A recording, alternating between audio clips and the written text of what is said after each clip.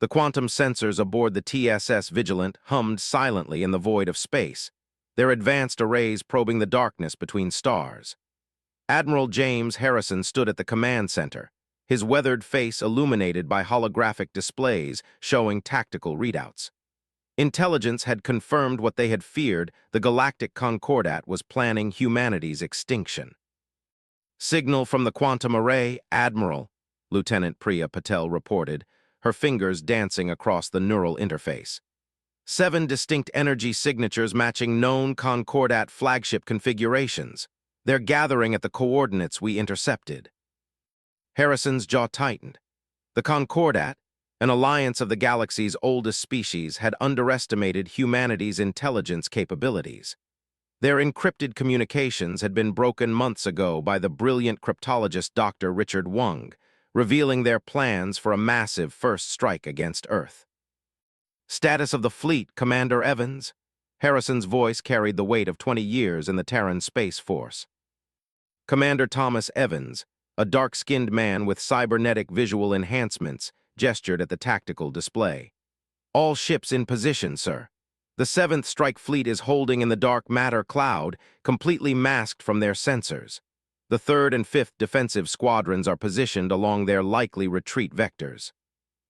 Harrison nodded, studying the holographic representation of their forces. Nearly 300 ships, the largest fleet humanity had ever assembled in secret.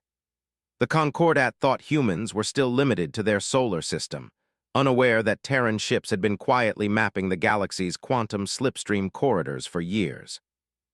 "Begin Operation Preemptive Dawn," Harrison commanded. "All ships execute quantum jump on my mark." The bridge crew worked with practiced efficiency, each member knowing their role in humanity's boldest military action yet. The Concordat's arrogance would be their undoing. They never imagined that the primitive humans could have developed quantum slip technology so quickly. "Quantum drive spooled, sir," reported Chief Engineer Fatima Al-Rashid through the ship's comm. "All systems nominal." Harrison took a deep breath. "All ships execute jump in 3, 2, 1, mark." Space itself seemed to fold as the human fleet emerged from quantum space directly into the heart of the Concordat's gathering. The alien vessels, caught completely off guard, were still in diplomatic formation rather than battle stations. "All ships weapons free," Harrison ordered. "Execute attack pattern Omega-7, target their command and control systems first." The void erupted in violence as human ships launched their assault. Kinetic accelerators and plasma lances struck with surgical precision, targeting communication arrays and defensive systems. The Concordat ships, despite their technological superiority, were caught in disarray. "Sir, picking up massive energy spikes from the Drakhani flagship," Priya reported urgently. "They're charging their main weapon array." "As expected," Harrison smiled grimly. "Execute Phase 2. From the dark matter cloud emerged a second wave of human ships, smaller, faster vessels equipped with experimental quantum disruptors. The technology, developed in secret by Dr. Wung and his team, was humanity's trump card. "Quantum disruptors online," Commander Evans announced, targeting Drakhani power signatures.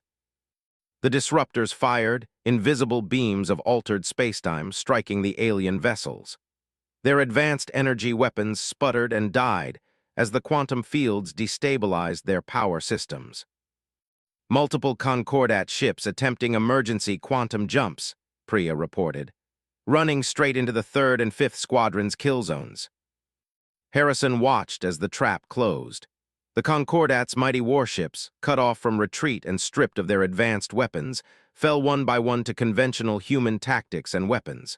They had expected to find a primitive species ready for slaughter. Instead, they found humanity waiting with teeth and claws of its own. "Sir, we're receiving surrender signals from 3 Concordat vessels," Commander Evans reported. "The others are continuing to resist." "Accept the surrenders," Harrison ordered, "but maintain weapons lock and get me a secure channel to Earth Command. They need to know the war for humanity's survival has begun and we've struck the first blow." As the battle concluded, Harrison stared at the tactical display showing the devastation they had wrought. The Concordat would retaliate, of course. The entire galaxy would soon be drawn into this conflict. But humanity would not go quietly into extinction. They would fight, they would survive, and they would show the galaxy that underestimating Earth was a deadly mistake. "Message from Earth Command, sir," Priya announced. "They're initiating Case Omega protocols. All colonies are going to full military alert." Harrison nodded grimly. This was just the beginning. The galaxy had dismissed humanity as primitives for too long. Now they would learn what humans were truly capable of when pushed to the edge of extinction. "Prepare for Phase 3, he ordered. "We have more Concordat targets to hit before they can fully mobilize. Today, we've shown them we can fight. Tomorrow, we'll show them we can win." The TSS Vigilant and its fleet moved into formation, preparing for their next strike. Humanity had drawn first blood in this war, but the real battle for survival was just beginning. The stars themselves would bear witness to what happened when the galaxy's oldest civilizations learned that humanity would not bow, would not break, and would not go quietly into the night. The Concordat's response came with devastating force. Within days of Admiral Harrison's strike, alien fleets emerged from quantum space at every human colony world. Commander Alina Kovacs stood in the underground command center of New Terra, watching as thousands of enemy signatures filled the tactical displays. "Multiple quantum ruptures detected in the Centauri sector," reported Captain Michael Chen, his hands steady despite the gravity of the situation. "The Drukhani are leading the charge, backed by Velrak support ships." Alina studied the holographic battle map, her cybernetic eye implant processing tactical data streams. The aliens had learned from their first defeat. Their ships now moved in tight combat formations, shields interlocked. "They think numbers will overwhelm us," she murmured, then raised her voice. "Initialize Defense Protocol Hydra. All orbital platforms execute scatter pattern Delta." New Terra's defensive grid came alive. Hundreds of automated defense platforms, previously dormant, activated their quantum masking fields and began moving in unpredictable patterns. The Concordat fleet hesitated, their sensors confused by the sudden multiplication of targets. "Diplomatic Officer Wade," Alina called out. "Status of the negotiations with the Relaxian Federation." Marcus Wade's hologram materialized in the command center, his dark suit pristine despite the chaos. "The Relaxians are interested. They've long resented Concordat dominance, and our victory at first strike has them questioning old allegiances." "We need more than interest," Alina replied, watching as the first wave of Concordat ships engaged the orbital defenses. "We need allies." The battle above New Terra unfolded like a deadly dance. Concordat ships, despite their superior technology, found themselves caught in elaborate defensive webs. Alina's strategy relied on humanity's greatest strength, adaptability. "Launch counteroffensive Wave 1, she ordered. "All ships execute maneuver Shadowbox." Human vessels emerged from hidden quantum pockets, striking at the Concordat fleet's flanks. Unlike the traditional naval warfare the aliens expected, these ships moved in seemingly chaotic patterns developed by advanced AI battle simulations. "Commander," Captain Chen called out, "the Drukhani flagship is deploying some kind of new weapon. Energy signatures are off the charts." The massive alien vessel's hull split open, revealing a weapon that bent space itself. Reality distorted around its focal point, and 3 human destroyers simply ceased to exist. "This is why we need the Relaxians," Marcus's hologram interjected. "Their quantum physicists might understand this technology." Alina's cybernetic eye whirred as it analyzed the weapon's effect. "All ships maintain distance from quantum distortion effects. Deploy countermeasure drones according to pattern Epsilon." Swarms of automated drones, each carrying a miniaturized quantum disruptor, rushed toward the Drukhani flagship. The aliens' superior weapons meant little if they couldn't maintain quantum coherence. "Commander Kovacs," a new voice cut through the tactical chatter. This is Dr. Victor Rhodes from Project Prometheus. You're going to want to see this. A secure data packet flashed across Alina's neural interface schematics for a theoretical counter to the Concordat's reality-warping weapons. The science was experimental, dangerous, but it might work. How long to implement? She asked, already calculating new tactical possibilities. Hours for a prototype, days for fleet-wide deployment if it works. The command center shook as a quantum blast penetrated the planetary shields. Warning signals flared across multiple displays. "We don't have days," Alina stated. "You have 6 hours, Doctor, make it work." Marcus's hologram flickered. "Commander, the Relaxians are still waiting for our response. They want proof we can actually stand against the Concordat." Alina watched as another human destroyer disappeared into a quantum rift. Each loss was a knife in her heart, but she refused to let it show. "They want proof. Show them this battle. Show them how humanity fights when backed into a corner." The next hours were a brutal demonstration of human determination. Alina's forces gave ground strategically, drawing the Concordat fleet into carefully prepared killing zones. Human ships sacrificed themselves to protect civilian evacuation corridors. Every minute bought with blood was another minute for Dr. Rhodes to complete his work. "Prototype ready for deployment," Rhodes announced 5 hours later. "But Commander, it's unstable. Using it could tear a hole in space-time itself." Alina looked at the casualty reports scrolling past her cybernetic eye. The price of defiance was already steep. Now she had to decide if she was willing to raise the stakes even higher. "Status of civilian evacuation?" she asked. 87% complete, Captain Chen reported. "But the Concordat is pushing harder. We're losing our defensive perimeter." Alina made her decision. "Dr. Rhodes, deploy the prototype. Captain Chen, have all human ships pull back to minimum safe distance. And Marcus, make sure the Relaxians are watching." The prototype, a massive quantum resonance device activated with a silent scream that rippled through subspace. Where it struck the Concordat fleet, reality itself seemed to unravel. Ships didn't just die, they were erased from existence, their quantum signatures scattered across multiple dimensions.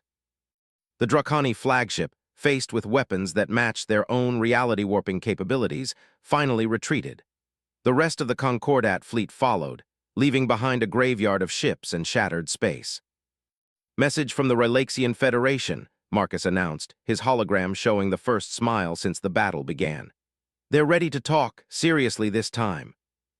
Alina nodded, but her attention was on the tactical display showing the extent of the battle's damage. They had held New Terra, but the cost was staggering. And this was just one colony world. Similar battles were being fought across human space. "The Concordat thought they could break us with one massive strike," she said to her command staff. "Instead, they've learned that humanity doesn't break. We adapt, we innovate, and we survive. Send word to Earth Command New Terra stands, and we've got potential allies on the horizon."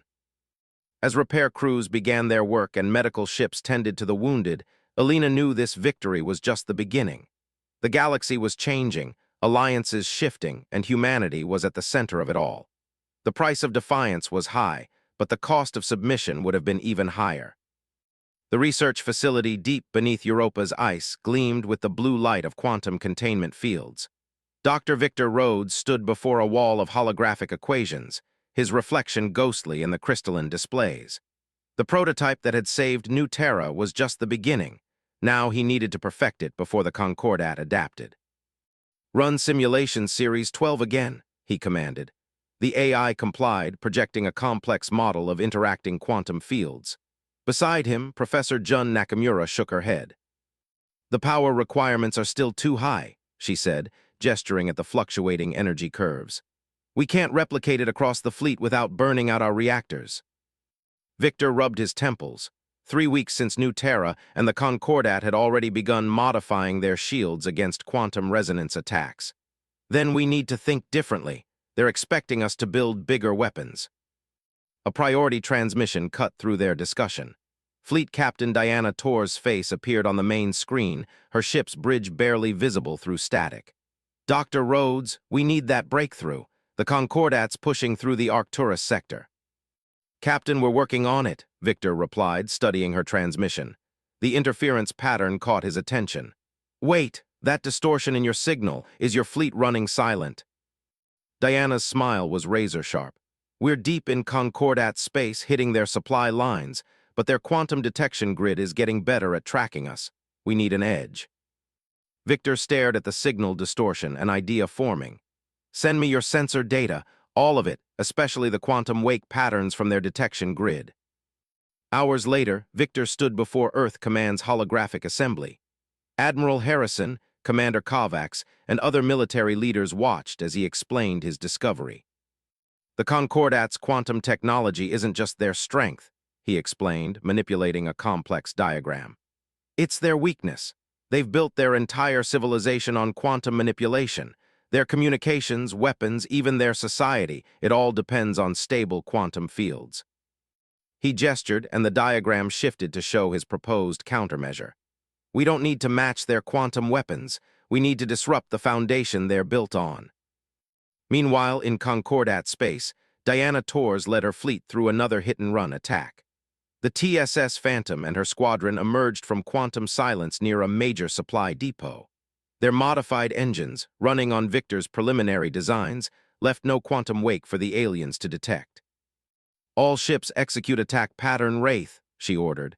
Target their quantum communication arrays first. Let's see how they fight when they're deaf and blind. The human ship struck with practiced precision. New quantum disruptors, far more efficient than the early models, targeted specific frequencies. Concordat systems didn't just fail, they collapsed in cascading quantum errors. Multiple hostile signatures approaching, reported Lieutenant Grace Williams. Draconi warships moving to intercept. Diana watched the tactical display counting down. Hold position, let them come to us. The Draconi ships arrived in perfect formation, their quantum shields synchronized. They expected another hit-and-run attack from the humans. Instead, Diana's fleet held its ground. Activate the quantum pulse, she commanded. The device Victor had rushed to her fleet activated, sending out waves of carefully calibrated quantum interference. The Draconi ship's shields didn't fail, they turned against each other. Quantum fields meant to protect now tore at their own ships. By the void, Grace whispered, watching the Draconi fleet tear itself apart. It actually worked. Back on Europa, Victor received the battle data with grim satisfaction. This is just the beginning, he told his team. Every Concordat weakness we find, every technology we adapt brings us closer to victory. Professor Nakamura worked furiously at her station. The Rylaxian quantum scientists just sent their analysis. With their help, we can improve the efficiency by another 40%. The quantum disruption strategy spread across human space. Fleet after fleet was fitted with the new technology. The Concordat's overwhelming technological advantage began to crumble as their quantum-based systems proved vulnerable to human ingenuity. Diana's guerrilla campaign intensified. Her ships struck deeper into enemy territory, not just destroying targets but sowing chaos in the Concordat's quantum infrastructure. Supply lines collapsed. Communication networks failed. The mighty alien alliance began to show cracks. We've got them running scared, Diana reported to Earth Command. But they're not beaten yet. Intel suggests they're gathering resources for something big. Victor noticed a pattern in the Concordat's recent movements. They're pulling back to their core worlds, consolidating their quantum networks. Whatever they're planning, it's massive. Admiral Harrison's hologram nodded grimly. Then we need to strike first. Again, Dr. Rhodes, how soon can you have the entire fleet fitted with your latest quantum disruptors? 2 weeks, Victor replied. The Rylaxians are helping with production, but Admiral, the Concordat won't fall for the same trick twice. They're learning, adapting. So will we, Harrison said. Because that's what humanity does best. We adapt, we overcome, and we never stop pushing forward. Captain Torres, prepare your fleet for deep strikes. Dr. Rhodes, keep pushing the boundaries of what's possible. The Concordat thought they could exterminate us. Instead, they've forced us to evolve. As the meeting ended, Victor returned to his equations. The next breakthrough was there, hidden in the quantum fabric of reality itself. Humanity had started this war as technological underdogs. Now they were rewriting the rules of quantum physics itself. Professor Nakamura, he called out, seeing a new pattern in the data. Look at these resonance patterns from Captain Torres' last attack. What if we're not just disrupting their quantum fields? What if we could invert them entirely? The implications were staggering. The war for humanity's survival had become a race for technological supremacy, and humanity, against all odds, was pulling ahead. Major Zhen Wei stood at Earth's primary defense command center, watching as the largest Concordat fleet ever assembled tore through the outer system's sensor grid. The massive holographic display showed thousands of enemy vessels, their quantum signatures burning like angry stars against the void. "They've committed everything," she announced to her staff, "just as we predicted." The orbital defense matrix she'd spent months preparing hummed to life. Quantum sensors, disguised as debris from humanity's early space age, tracked the incoming armada. They had known this attack was coming. The Concordat's pride wouldn't allow them to accept defeat any other way. "Status of civilian evacuation?" she asked, eyes fixed on the tactical display. Colonel Jackson Reed checked his neural feed. Underground arcology's at 98% capacity. Lunar bases ready to receive overflow. Mars Defense Command standing by. The first wave of Concordat ships reached Jupiter's orbit.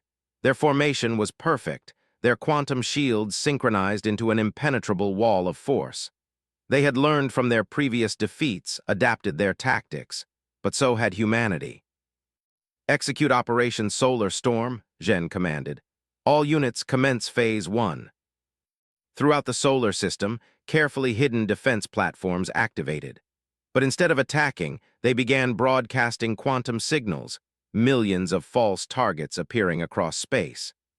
The Concordat fleet's sensors were suddenly overwhelmed with what appeared to be multiple human armadas approaching from all directions. "The Drukhani flagship is responding," reported Lieutenant Olivia Santos. "They're splitting their forces to engage phantom fleets." Zhen allowed herself a small smile. The Concordat's greatest strength, their absolute reliance on quantum technology, had become their weakness. Every false signal was crafted using data from Diana Tor's raids, perfectly mimicking human quantum signatures. "Signal from Admiral Harrison's fleet," Jackson announced. "They're in position behind Saturn's quantum shadow, ready to execute pincer movement on your command." The Concordat pressed forward, their front lines reaching the asteroid belt. Their weapons were devastating, turning planetoids to dust with casual ease. But they were fighting blind, unsure which targets were real and which were decoys. "Now we show them why you don't attack humanity's cradle," Zhen said. "Execute Phase 2, wake up the Sol defense grid." Across the solar system, humanity's true defensive network revealed itself. Quantum disruptors hidden inside asteroid mines activated. Stealth platforms emerged from Mars's shadow. And most importantly, the thousands of automated drone ships buried within Earth's moon launched. The Concordat fleet found itself caught in a three-dimensional web of overlapping fields of fire. Their quantum shields, expecting direct energy weapons, were useless against the gravity weapons developed by the Rylaxian scientists. Ships were torn apart by artificial singularities or had their quantum fields inverted, their own power plants becoming their destruction. "Drukhani flagship is launching their new weapon," Olivia reported urgently. "Quantum readings are off the scale." The massive alien vessel's hull split open, revealing what looked like a miniature sun. Reality itself bent around it as it prepared to fire. "As expected," Zhen said calmly. "Execute Phase 3. Dr. Rhodes's latest invention activated quantum inverters hidden in the debris field around Earth. The Drukhani weapon's energy was caught in a complex web of fields, its power turned back on itself. The flagship vanished in an explosion that rippled across quantum dimensions. "Multiple Concordat formations breaking ranks," Jackson reported. "They're attempting to regroup closer to Earth." "Perfect position for Admiral Harrison," Zhen noted. "Give the signal." The human fleet emerged from Saturn's shadow, led by the newly upgraded TSS Vigilant. They struck the Concordat's flanks with precision, their weapons specifically calibrated to each alien species' quantum signature frequencies. The battle for Earth had been months in preparation. Every move the Concordat made had been predicted, planned for, and countered. Humanity fought not just with weapons, but with the accumulated knowledge of every previous engagement. Multiple Concordat ships attempting quantum retreat, Olivia announced. Their formation is breaking down. Direct Admiral Harrison to pursue the Draconi remnants, Jen ordered. The rest can wait. Colonel Reed, status of our defensive screen. Holding at 70% capacity, Jackson replied. Lunar bases report minimal damage. The underground arcologies haven't even been touched. The Concordat's grand assault, meant to end humanity once and for all, had become their greatest defeat. Their remaining ships retreated in disarray, quantum drives straining as they fled the killing field that Earth's defense grid had become. Message from Earth Command, Olivia said. They're initiating Case Omega Final. All forces are authorized to begin the counteroffensive. Jen studied the tactical display, watching as human ships regrouped for pursuit. The Concordat had thrown everything they had at Earth, expecting to find a primitive world barely able to defend itself. Instead, they found a species that had turned their entire solar system into a fortress. Send word to Captain Torres, she ordered. Her raids gave us the data we needed, and to Dr. Rhodes, his quantum inverters performed perfectly. This victory belongs to all of humanity. As the last enemy ships vanished into quantum space, Jen allowed herself to truly smile for the first time in months. The Siege of Saul had been meant to break humanity's spirit. Instead, it had proven what they were capable of when united against extinction. Colonel Reed, she said, prepare a full battle analysis. The war's not over, the Concordat still holds significant territory. But after today, everyone in the galaxy will know that Earth is no longer a target. We're a force to be reckoned with. The defense grid powered down to standby mode, its work done. Humanity had not just survived, they had turned their solar system into a graveyard for the galaxy's most powerful fleet. The message was clear. The age of Concordat dominance was ending, and a new power was rising from the cradle of Earth. The Concordat's Central Council chamber, once a symbol of absolute power, now served as the stage for their surrender. Admiral James Harrison stood before the gathered representatives of both humanity and the former Concordat species, his presence a testament to how far humanity had come. The terms are non-negotiable, he stated, his voice carrying across the vast chamber. The holographic displays showed the new galactic boundaries being drawn. The Terran Strategic Command will assume control of all quantum corridor checkpoints. Your species will retain autonomy within their territories, but military restrictions will be enforced. The Draconi High Speaker, once proud and dismissive of humans, now spoke with careful respect. And what guarantees do we have of fair treatment under human authority? The same guarantees you never gave us, Harrison replied, except we'll actually honor them. In orbit above the Concordat homeworld, Fleet Captain Diana Torres commanded the combined human-Rylaxian fleet that had systematically dismantled the last pockets of resistance. Her ships, now incorporating both human ingenuity and Rylaxian quantum mastery, represented the future of galactic military power. Status report from the surface, Lieutenant Grace Williams announced. Dr. Rhodes's team has finished analyzing their quantum mainframe. We now have access to their entire technological database.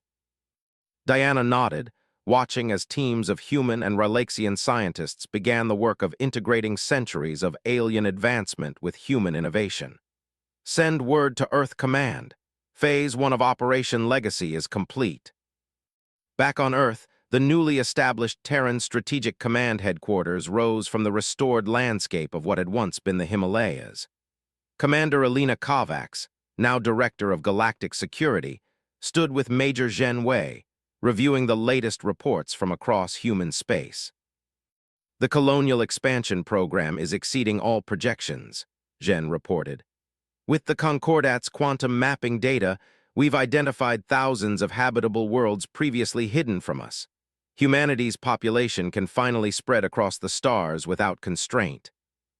Alina studied the galactic map, watching as green indicators showed human influence spreading like a wave across the spiral arms. And the former Concordat species. Adapting to the new reality, Zhen replied. Some better than others. The Relaxian support has been crucial in maintaining stability. Their scientists and our military, it's a partnership that's reshaping the galaxy. In his quantum research facility on Europa, now expanded into the largest scientific complex in human space, Dr. Victor Rhodes led the integration of alien and human technology. Professor Nakamura worked alongside Relaxian quantum theorists, their combined knowledge pushing the boundaries of what was possible. The quantum inversion principles we developed for warfare, Victor explained to a group of wide-eyed students from Earth's new quantum academy, are now being adapted for civilian use. Faster ships, cleaner energy, even the ability to terraform worlds in months rather than centuries. The changes rippled across human civilization. Cities on Earth and the colonies transformed as quantum technology became part of daily life. The underground arcologies that had sheltered humanity during the war became launching points for ambitious expansion projects. Admiral Harrison stood at the window of his office in Terran Strategic Command, watching ships rise from Earth's surface into the quantum corridors that now connected human space. Each vessel carried colonists, scientists, or traders, humanity reaching out to claim its place among the stars. Message from the Relaxian Federation, his AI assistant announced. Their Council of Elders has approved the Joint Defense Initiative. They're ready to begin construction of the Quantum Defense Network. Harrison smiled. The Relaxians had proven to be more than allies. They were partners in building a new galactic order, one where technological superiority didn't grant the right to dominate others. Humanity never wanted an empire, he mused. We just wanted our place among the stars, but the Concordat forced our hand, and now we've become something they never imagined possible. In the decades that followed, the Terran Star Empire emerged not as a force of conquest, but as a stabilizing influence in a galaxy long dominated by the Concordat's rigid hierarchy.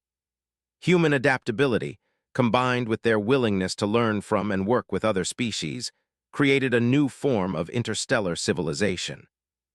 The quantum technologies that had nearly destroyed humanity became the foundation of their greatest achievements. Dr. Rhodes's breakthroughs, combined with Relaxian wisdom and human innovation, opened new frontiers in science and exploration. Commander Kovacs's tactical innovations evolved into the doctrine of the new Terran fleet, emphasizing adaptation and intelligence over brute force. Major Way's defensive strategies were studied at military academies across human space, teaching future generations how to protect their hard-won freedom. And Captain Tor's guerrilla warfare tactics became the backbone of the Terran Strategic Command's rapid response doctrine, ensuring that no threat to human space would ever go unchallenged again. In the heart of the former Concordat space, a monument was erected, not to celebrate victory, but to remember the cost of war and the price of peace. It bore a simple inscription in multiple languages: "To those who fought not for dominance but for survival. May we never forget the lesson that strength lies not in superiority, but in unity." The galaxy had changed forever. The age of Concordat dominance was over, replaced by a new era where humanity's greatest weapons proved to be not their ships or quantum technologies, but their unbreakable spirit and their capacity to turn enemies into allies. The stars themselves seemed brighter now, beckoning humanity forward into a future they had fought so hard to secure. The Terran Star Empire stood not as conquerors, but as guardians of a new galactic order, one where the combined strength of many species would ensure that no civilization would ever again face extinction for being inferior. And somewhere in the vast expanse of space, new challenges and adventures awaited. But this time, humanity was ready. They had evolved from survivors into leaders, from defenders into pioneers. The galaxy would never be the same, and neither would they.